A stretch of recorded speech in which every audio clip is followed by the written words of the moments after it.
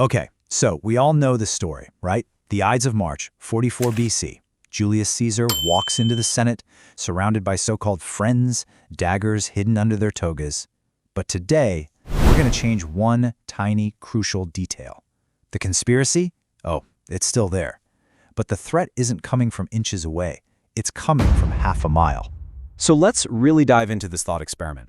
We're going to swap the daggers of Brutus and Cassius for the high-powered optics and ballistic science of a 21st century ghost. And look, this isn't just about using a different weapon. This is about an event so technologically alien, it would completely break the ancient world's understanding of reality itself. All right, put yourself there. Caesar's walking toward the theater of Pompeii. The whole city feels tense, but everyone's focused on the wrong thing. You've got senators sweating, nervously clutching their hidden blades. They have absolutely no idea that the real danger is just a shadow on a sun-baked rooftop, a spot carefully chosen to overlook the whole scene from a distance no Roman could possibly even imagine. To really get what happens next, you have to look at the brutal, cold math of this situation. I mean, it is a complete and total technological mismatch.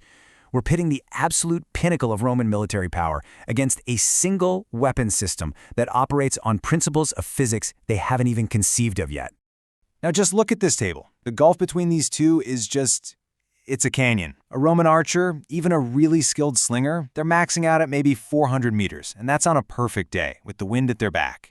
They have to physically see what they're shooting at. Our marksman, he's operating at over 3 times that distance, which makes him completely, totally invisible and unassailable. Let's really try to wrap our heads around this distance. For a Roman soldier, 1,300 meters, that's not just a long shot, it's an impossible one. The very idea that a projectile could be fired accurately from that far away is literally incomprehensible. It just doesn't compute in their world. And it's not just about the distance. The sniper's using advanced optics to calculate for windage, for elevation, even for the Coriolis effect. That's the spin of the Earth. These are forces, not just ideas, that are completely outside the Roman understanding of physics. To Caesar's legions, these battle-hardened vets who've seen it all, this wouldn't be perceived as an attack. It would be seen as straight-up magic, sorcery. So, let's move to the moment itself, the execution. Because the physics of a modern sniper round create a moment of pure, unadulterated psychological terror for anyone nearby. And this timeline, this is what creates all the chaos. The bullet is supersonic. It's traveling way faster than the sound it makes. This means Caesar is on the ground a full 2.4 seconds before anybody hears the rifle's report. The effect arrives long before the cause. We're talking about a .338 caliber round moving at nearly 3 times the speed of sound. The kinetic energy, I mean, it is just devastating. We're talking more force than getting hit by a charging warhorse. The effect is instant and absolute. There's no dramatic final speech, no et tu brute, just nothing. Absence. So in the immediate aftermath, there's just paralyzing confusion. Caesar is on the ground, dead. Then, seconds later, this terrifying crack echoes off the marble buildings. There's no arrow, no visible attacker, absolutely nothing to fight. Just a dead leader and a sound that seems to have come from the heavens themselves. So, you really have to think about how the Romans would process this.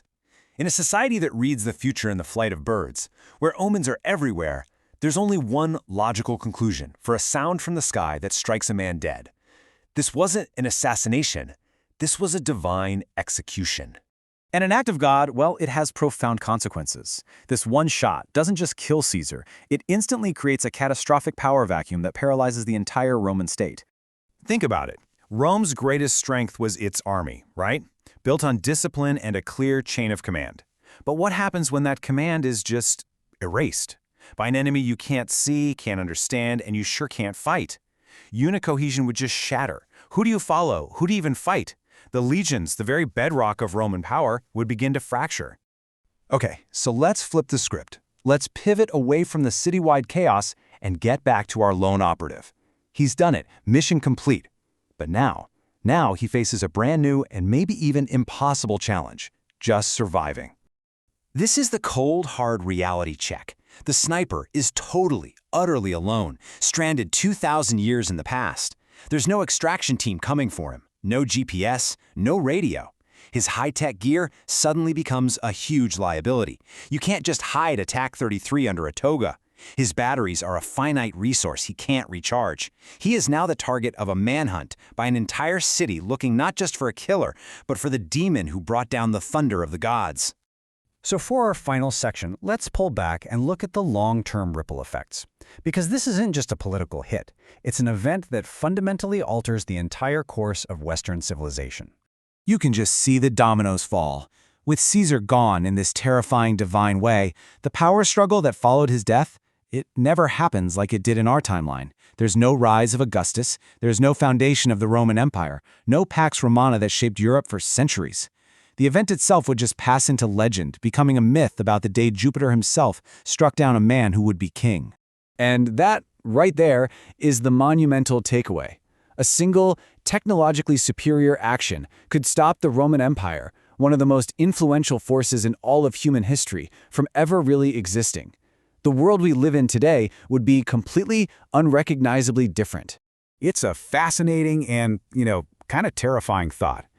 Which brings us to a final question for you to chew on. If you could send a single piece of modern tech, or a single modern operative, back in time to a critical moment, what would you choose, and what piece of history would you change?